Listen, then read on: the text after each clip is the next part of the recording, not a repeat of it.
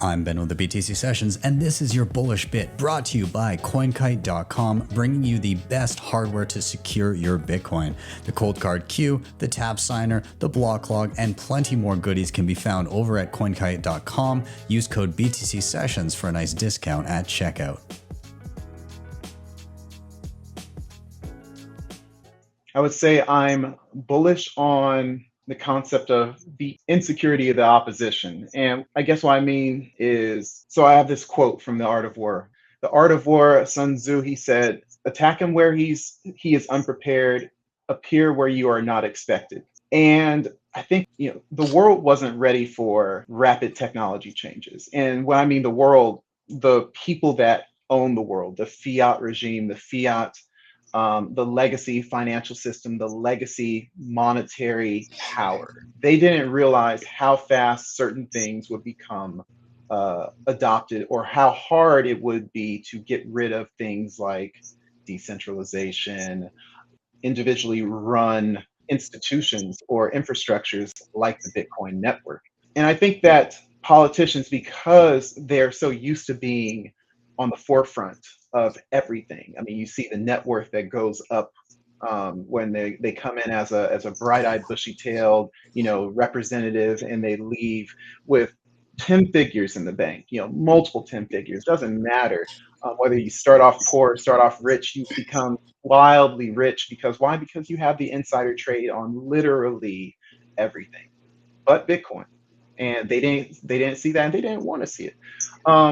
And I think that comes down to, as we get into this modern world, and we're accelerating, I think it started with the processor. And a lot of people reference this from the Sovereign Individual book. One part was talking about the processor and how it's essentially this intermediary, or it gets rid of the intermediary of information or of processing. That's why it's called the processor. You don't need a government to do something for you.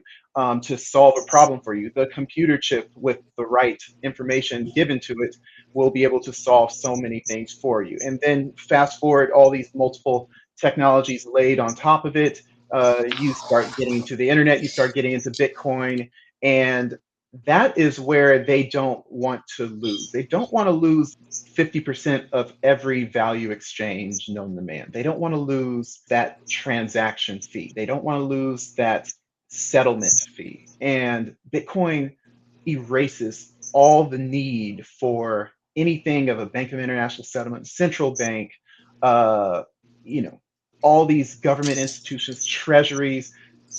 It's all taken care of in a non-sovereign way. So they're panicking. And when you see people panicking and you're on the other side of that panic, it's like you're sitting on this side and on the other fence, everyone's freaking out. You gotta say, wow, they're all freaking out. And you're calm, cool, and collected. Woosah. There's gotta be something good about this. It's like this technology is so much more important than the near-term dollar value. That money is so valuable in its projected use case, just by the fact of looking at all the people that try to rationalize against it. You have got to hold firm. You want to keep your disposition in a good place. You want to get away from the noise. You want to get away from even the Bitcoin Twitter noise. You just want to kind of calm yourself, let time happen, and get to a place where it's like, yeah, like I braved the storm. I'm here. And then when it goes down again, if it does, guess what?